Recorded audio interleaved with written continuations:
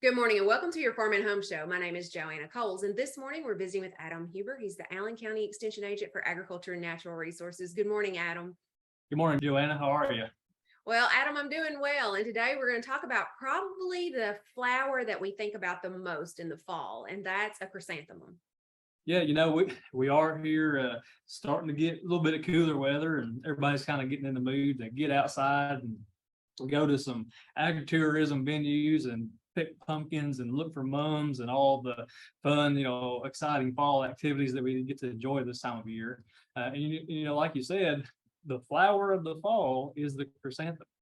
And they come in all shapes and sizes and colors. And so when you're going out to select one, sometimes it can be a little bit overwhelming. But what are some of your tips when you're going out and selecting the mum that you want to bring home?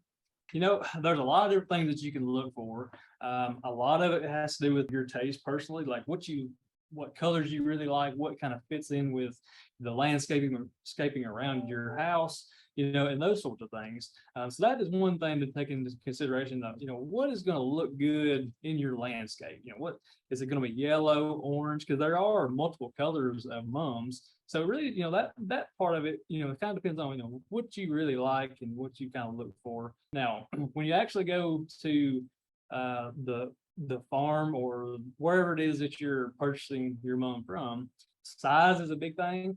They come in all shapes and sizes. And that's something to look for too, is if you're really, if you've got a smaller landscaping area that you're looking to put mums in, you don't really need a mum that's, a 24-inch mum. You need one that's smaller. Depending on the bloom stage of the mums, you definitely want to look at the leaves of the mums, make sure that they're a really dark green color, make sure that they don't have any diseases present.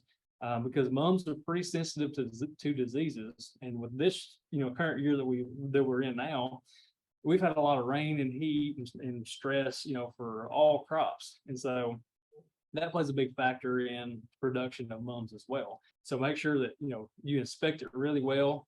If they've got lesions or brown spots on the leaves, that might not be the most healthy mum to purchase. And the best way to examine the mum is, if you find the one that you think that you might like, put your hands on top of the mum, kind of open the top of the canopy up, just look down all the way down to the base of the mum. Just make sure there's no diseases or anything like that present. You want it to live for several weeks after purchasing it, where it looks real pretty in your landscape.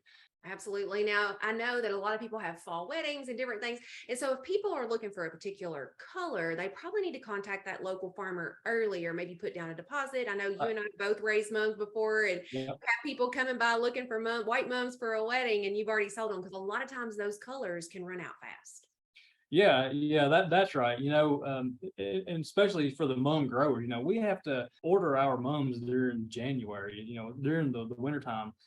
You wouldn't think that you'd have to start that early, but you really have to start planning, pretty early. And it's the same with, if you have, like you mentioned, a fall wedding, get in contact with them and tell them, several months in advance what you want, because they may have contracts with different folks that they, have to have certain quantities already sold and shipped out and all those kinds of things.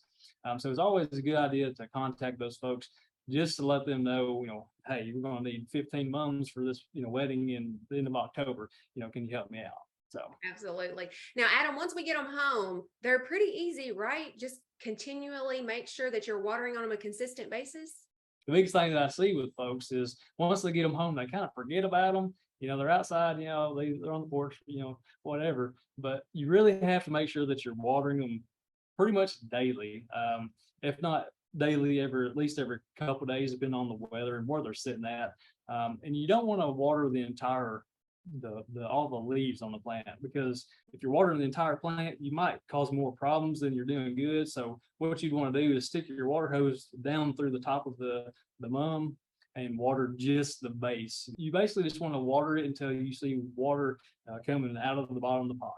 All right, Adam, we certainly appreciate the information. And if you have questions about mum selection or care, make sure to contact your local extension office. Thanks for watching and have a great day.